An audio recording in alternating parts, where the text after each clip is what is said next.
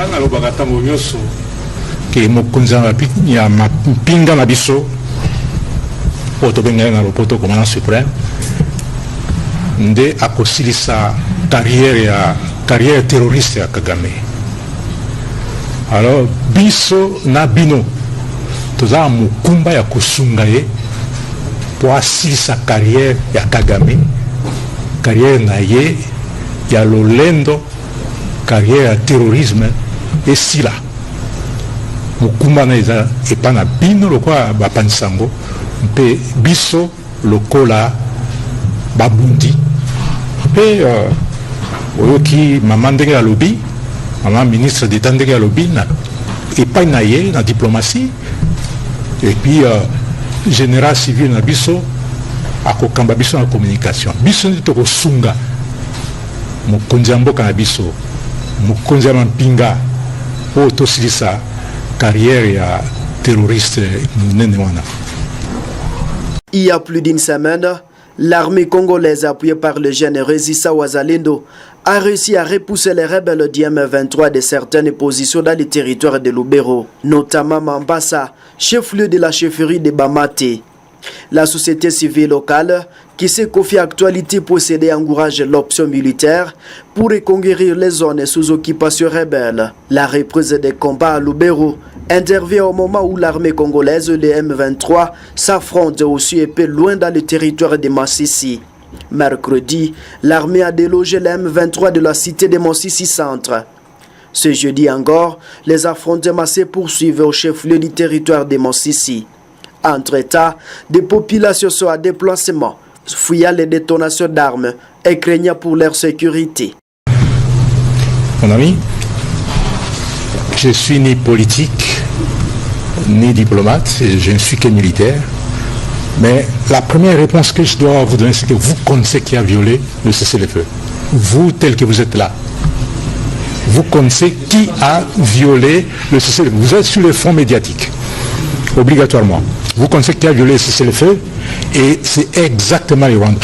Madame la ministre d'État vient de nous le dire ici, que la RDC a toujours respecté ses engagements. Et ce n'est pas la première fois qu'on a connu le cessez-le-feu. La RDC a toujours respecté sa parole et ses engagements, mais c'est les Rwandais, et surtout Paul Kagame, qui ne respecte rien, qui ne suit que ses instincts. Et ce sont les Rwandais qui ont violé le cessez-le-feu, qui ont commencé à nous attaquer.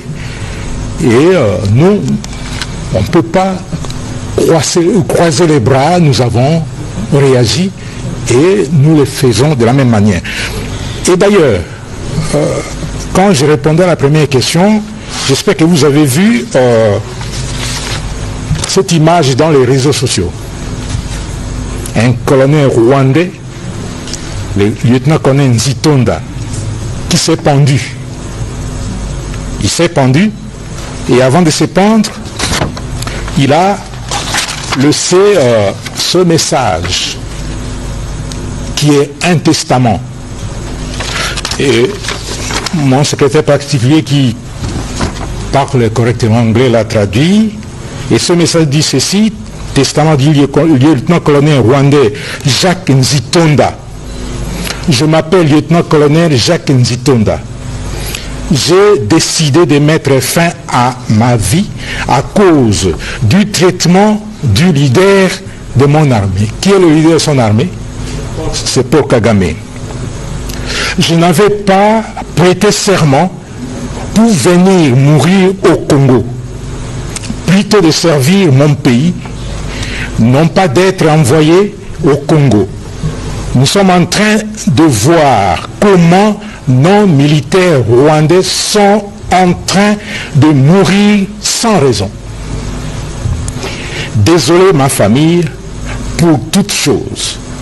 Je sais que vous aurez mal, mais je n'ai pas de choix que de partir. Il a écrit de partir, mais entre guillemets, entre parenthèses, mourir. Parce que si je rentre au Rwanda, je serai tué. Nous allons nous rencontrer à la prochaine étape. Nous nous sommes entrés dans l'armée pour combattre, non pas pour combattre les Congolais, mais plutôt pour défendre notre pays partout où il y a trouble. Ça, c'est son testament. Et c'est pour vous dire que nous, dans notre pays, nous avons la culture de respecter la parole donnée et de respecter les engagements. Mais les Rwandais, et surtout pour Kagame, je l'ai dit une fois, pour manger avec lui, il faut avoir une longue fourchette, plutôt une fourche. Vous savez, Monsieur Dadi Songozo, nous en République démocratique du Congo, derrière le président Tshisekedi, lorsqu'on parle de questions de droits de l'homme, des questions de liberté de la presse, nous le faisons par conviction. Si vous lisez l'article 123 de la nouvelle loi sur la presse, vous allez lire là-dedans qu'il est interdit, entre autres, de propager des éléments qui peuvent troubler l'ordre public. Ce n'est pas nous qui allons vous apprendre comment faire votre travail que vous faites déjà. Ici, nous, on n'est pas extrémistes, hein, un peu comme on a vu l'exemple européen où les médias russes ont été bannis sur le continent. C'est des choses que nous connaissons, c'est des choses que nous vivons. Et donc, nous, on n'est pas dans un contexte comme celui-là. Et pour les cas de Al Jazeera, c'est parce que nous avons des faits qui démontrent, et personne ne va nous contredire, sur le fait que ce qu'ils ont fait l'apologie du terrorisme.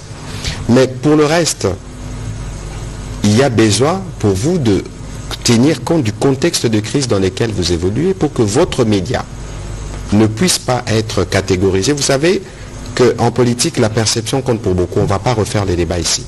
Mais il faut considérer que nous avons toujours été accessibles au moins une fois par semaine, nous avons un exercice de rédévabilité au cours duquel nous répondons de manière claire et franche à vos questions.